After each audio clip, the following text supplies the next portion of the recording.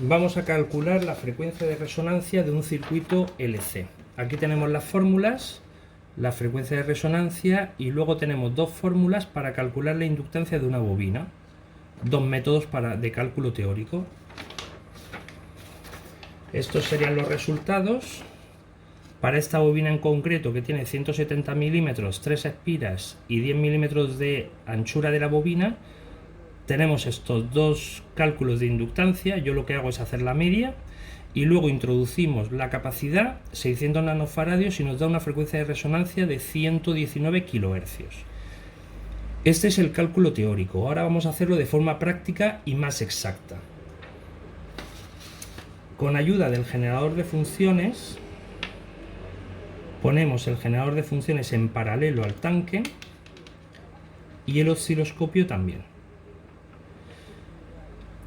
Vamos a empezar con una frecuencia de 119 kilohercios, que es lo que nos ha marcado el cálculo teórico.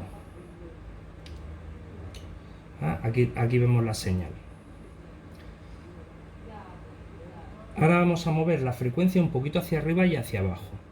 La movemos hacia arriba, baja, la movemos hacia abajo y vemos que sube. Significa que estamos acercándonos a la frecuencia de resonancia, cuando la impedancia máxima coincide con la frecuencia de resonancia del circuito. Vamos a ajustar un poquito mejor y vemos que la frecuencia de resonancia son 108 kilohercios. ¿Qué pasaría si nosotros queremos variar la frecuencia de resonancia de este circuito? Bueno, pues si queremos bajarla, por ejemplo, podríamos añadir un condensador extra. Este condensador es de 100 nanofaradios.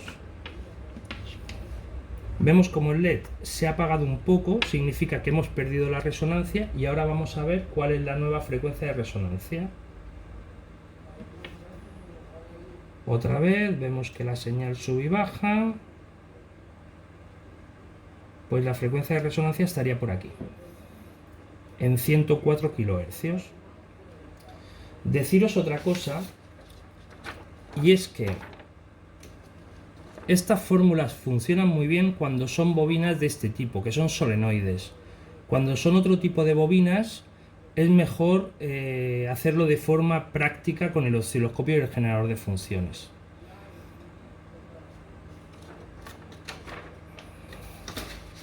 Vamos a cambiar la bobina.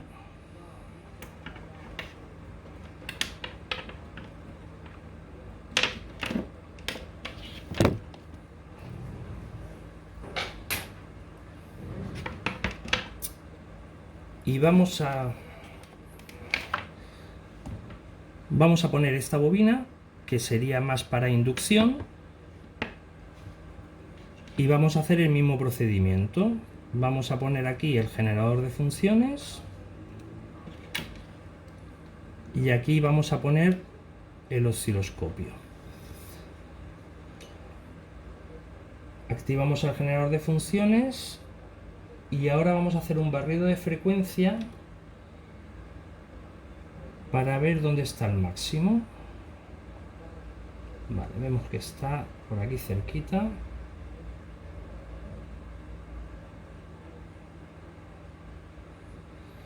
Vamos a hacer ahora un ajuste fino.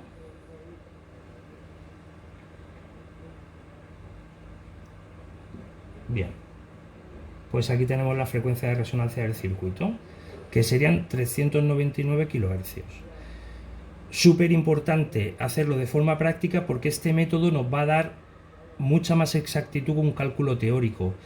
Y como habéis visto con el otro inductor, el LED, a la que variamos la frecuencia 4 o 5 kilohercios, el rendimiento baja en picado. Nos va a pasar con la energía inalámbrica, nos va a pasar también con los equipos de inducción.